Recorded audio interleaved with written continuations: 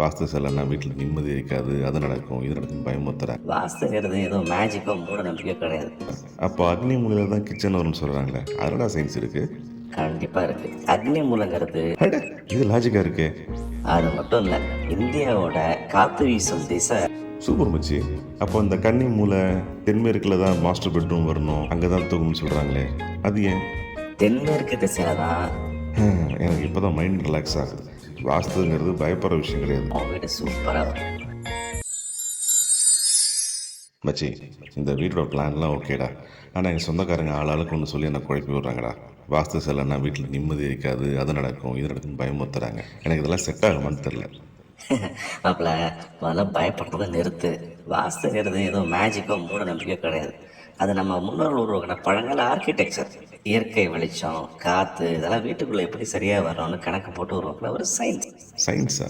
அப்போ அக்னி மூலையில் தான் கிச்சன் வரும்னு சொல்கிறாங்களே, அதோட சயின்ஸ் இருக்குது. கண்டிப்பா இருக்கு. அக்னி மூலங்கிறது தென்கிழக்கு திசை, அதாவது சவுத் ஈஸ்ட் கார்னர். காலையில சூரியன் உதிக்கும் போது அதோட முதல் வெளிச்சம் கிச்சன்ல விழணும். ஏன்னா சமையல் அறையில தான் ஈரம் அதிகமா இருக்கும், கிருமிகள் ஈஸியா வளரும். காலையில வெயில்ல இருக்கிற அல்ட்ரா வயலட் ரைஸ் அந்த கிருமிகளை அழிச்சிடும்.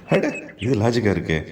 அது மட்டும் இல்ல, இந்தியாவோட காத்து வீசும் திசை பெரும்பாலும் தென்மேற்குல இருந்து வடகிழக்கு நோக்கி தான் இருக்கும். அதாவது south west to north east. Kitchen தென்கிழக்குல இருந்தாதான் சமைக்கும் போது வர்ற புகை, சூடான காத்து எல்லாமே வீடு முழுக்க பரவாம அப்படியே ஜன்னல் வழியா வெளியில போயிடும். இதுக்கு பேர் தான் கிராஸ் வென்டிலேஷன். சூப்பர் மச்சி.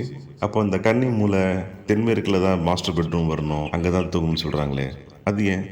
தென்மேற்கு திசையில தான் மதியத்துக்கு மேல வெயில் அதிகமா அடிக்கும். அந்த நேரத்துல அந்த ரூம்ல இருக்க முடியாது. ஆனா ராத்திரி நீ தூங்க போகும்போது அந்த செவத்துல இருக்க சூடெல்லாம் குறைஞ்சி ஒரு இதமான வெப்பம் இருக்கும், நல்ல தூக்கம் வரும்.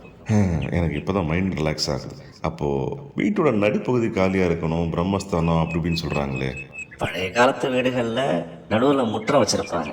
ஏன்னா காத்து உள்ள வந்து வெளியே போகவும் பகல் முழுக்க வீட்டுக்குள்ள வெளிச்சம் இருக்கவும் தான். இப்ப இருக்கிற கான்கிரீட் பில்டிங்ஸ்லயோ அபார்ட்மெண்ட்ஸ்லயோ முற்றம் வைக்க முடியாது. அதனால லிவிங் காலம் முடிஞ்ச வரைக்கும் அடசலா இல்லாம வெளிச்சமா வச்சுக்கிட்டாலே போதும். தெளிவாக சொல்லிட்டேன் மச்சி. வாஸ்துங்கிறது பயப்படுற விஷயம் கிடையாது, அது வீட்டுக்கு தேவையான வெளிச்சமும் காற்றும் கிடைக்க செய்கிற ஒரு டெக்னிக். கரெக்டாக? அது இப்போ தான் எனக்கு புரியுது. எக்ஸாக்ட்லி. அதனால கண்மூடித்தனமா பயந்துக்கிட்டு கட்டி முடிச்ச செவத்தை எடுக்கிறத விட்டு லாஜிக்கை புரிஞ்சுக்கிட்டு வீட்டை கட்டு, உன் வீடு சூப்பரா வரும். என்ன நண்பர்களே, நீங்கள் வீடு கட்டும்போது வாஸ்து பேரில் யாராவது உங்களை பயமுறுத்துனாங்களா? அதை கமெண்ட்டில் சொல்லுங்கள். இந்த வீடியோ பிடிச்சிருந்தா லைக் பண்ணுங்கள், உங்கள் ஃப்ரெண்ட்ஸுக்கு ஷேர் பண்ணுங்கள். தேங்க்யூ ஃபார் வாட்சிங்.